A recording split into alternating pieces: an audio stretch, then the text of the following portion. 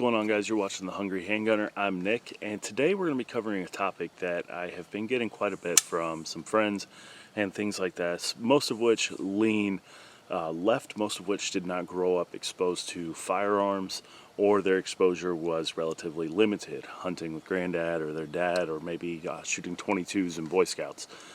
Firearms are not a major part of their life or even a significant part of their life.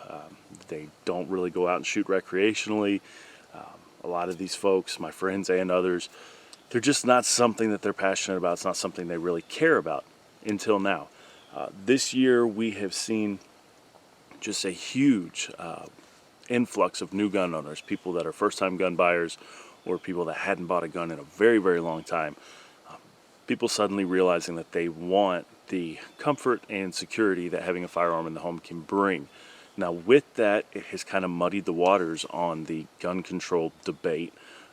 Not that I really think there is one when you get down to the crux of the issue, but it has kind of muddied the waters because people that may previously have found themselves saying that we don't need a Second Amendment in this civilized age, we don't need to lean on firearms. Now they're having to confront that previously held opinion with the truth of the emotions and the things that they're seeing on a day-to-day basis. So, you know, the civil unrest stemming from the protests that have turned into riots in some cases, the COVID situation. You know, most of us have never been through a pandemic. Now, whether that is a plandemic or an actual pandemic, I'm not going to lecture you guys on that. I'm not an epidemiologist. I'm not a scientist. I have my own opinions, and we're not going to go there today. But there is no denying that COVID-19 has led to a variety of impacts, both economical, social, and it's a global thing. It's not just us. We're not isolated. You can't hop on a plane and escape that situation. So between the unrest, the absolutely abysmal presidential choices that we have this year, and again, I have my own opinions on that. I'm not going to bore you with that or start a fight in the comments. I'm one of the few people left, I think, that thinks that it's okay to vote and not get your identity by how you vote. So we're not going to go there. But this is just truly a astounding year in terms of everything going on. So the gun control debate now, from people that previously thought that, well, you didn't need any guns, now it's okay, so maybe people do have the right to own guns, but who has the right and what types of guns?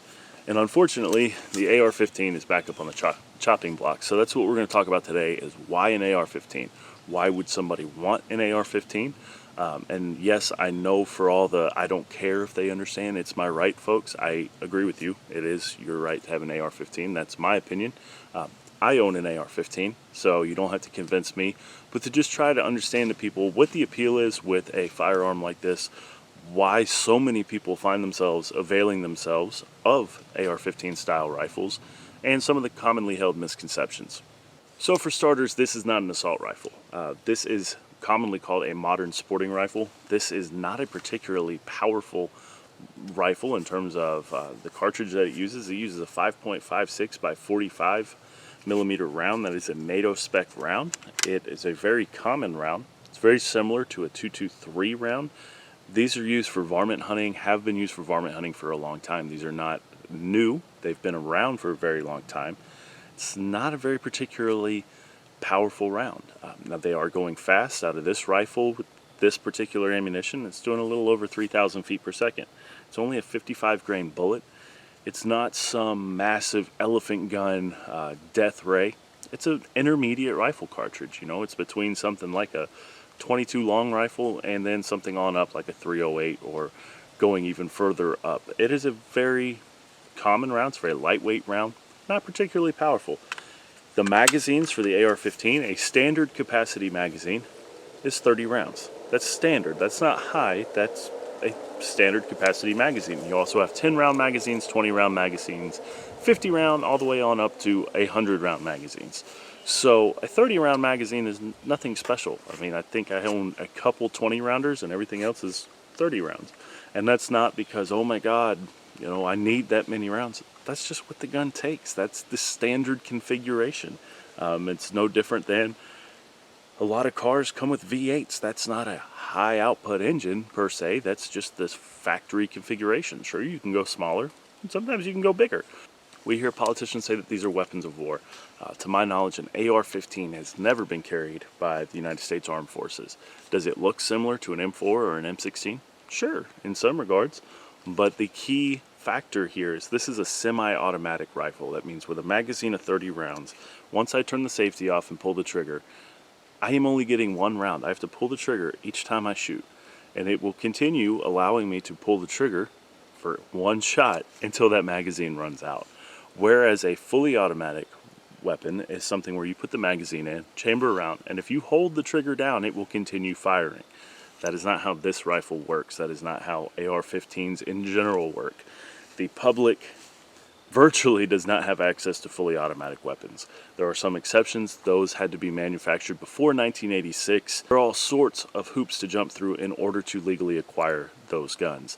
Not to mention the fact that because there are a limited quantity of them, they're very expensive, tens of thousands of dollars, all the way up. So a fully automatic weapon is not something that a civilian would typically own legally just because of the cost involved. Then you start getting into criminal elements having them, well, now we're not talking about legal gun owners, are we? So that is a completely different conversation.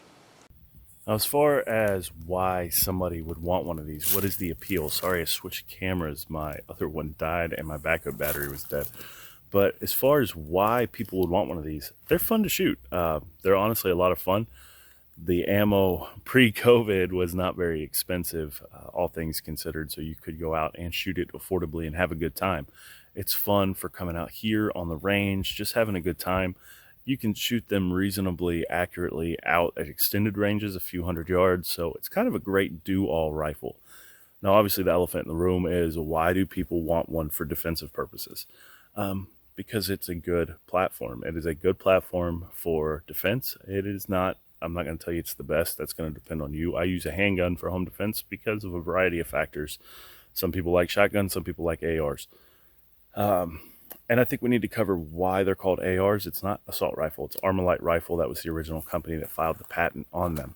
So the rifles are very modular. They're very easy to customize to make them work for you. You can put different stocks on them, different barrels, different grips, lights, lasers, all sorts of stuff, tactical broom handles, whatever.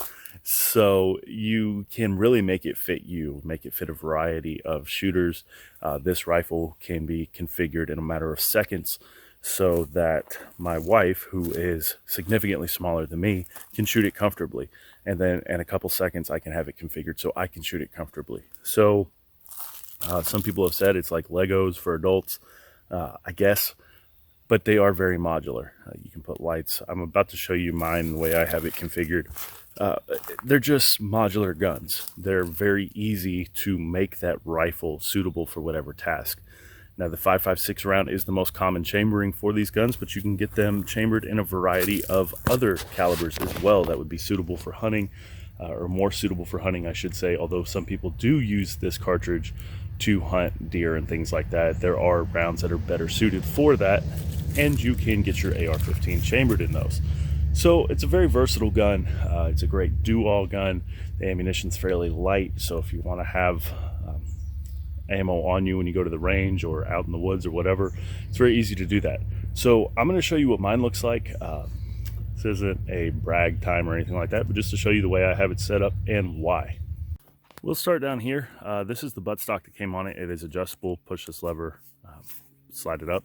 Again, if I wasn't using my phone to film this, it would be a lot easier to show you that, but alas, there we are. I haven't really done a whole lot to the gun. I do have a low power variable optic on it. It is good from 0 power, so basically like shooting a red dot if the reticle or the crosshairs are illuminated, all the way up to 6 power, so that it is versatile for both close and longer range. I have a sling mounted on it, you guys may have seen. That's so I can do things like I was just doing. I had the rifle on me. I didn't necessarily have to use my hands to hold it. Sling's very versatile. I highly recommend putting one on your rifle, especially if you're going to use it in any sort of defensive context. I have a vertical grip here because old habits die hard. There are arguably better ways to shoot a gun than using a vertical foregrip, but I like it. It also allows me to set it on something to get the handguard up off something and potentially the muzzle higher up off whatever obstacle I am shooting at. I have a hand stop here, so if I wanted to place my hand more forward, I can run it against that, or I can use this as a barricade stop if I was running it up against something like this table. It keeps me from overextending, potentially smashing my support hand.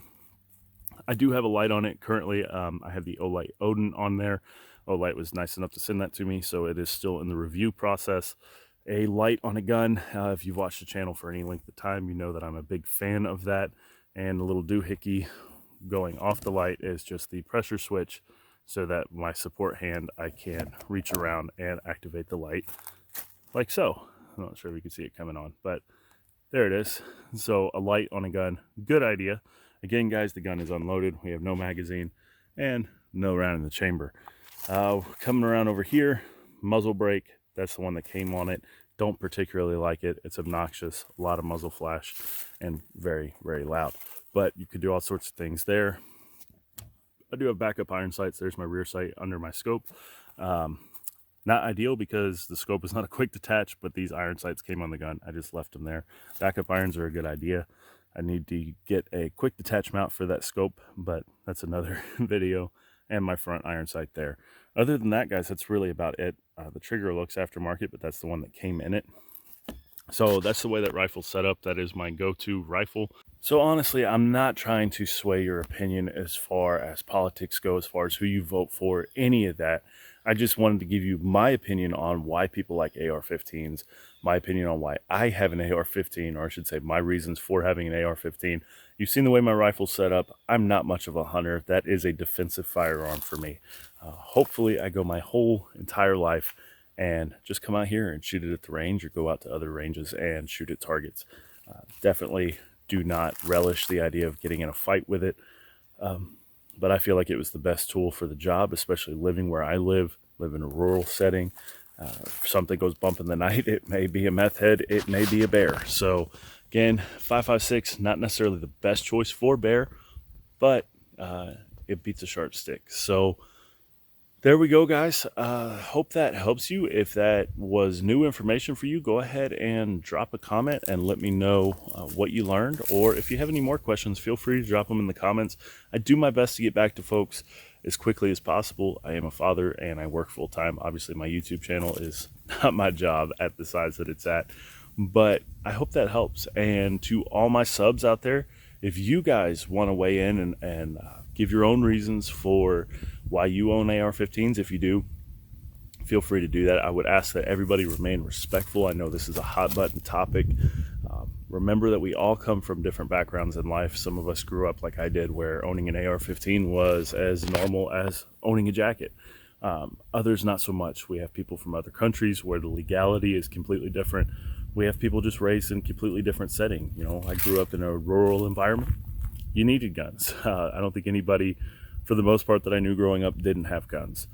So recognize that we all have a variety of background experiences, and those experiences often shape our opinions. So please remain respectful. I do not want to be that guy that has to go through and delete comments. My channel is normally a pretty safe spot for dissenting ideas, as long as it's done respectfully. So with all that being said, I hope that helps. I've been long-winded enough. I know you guys don't like hearing me talk. So I'll see you next time. Keep shooting if you can, and stay safe.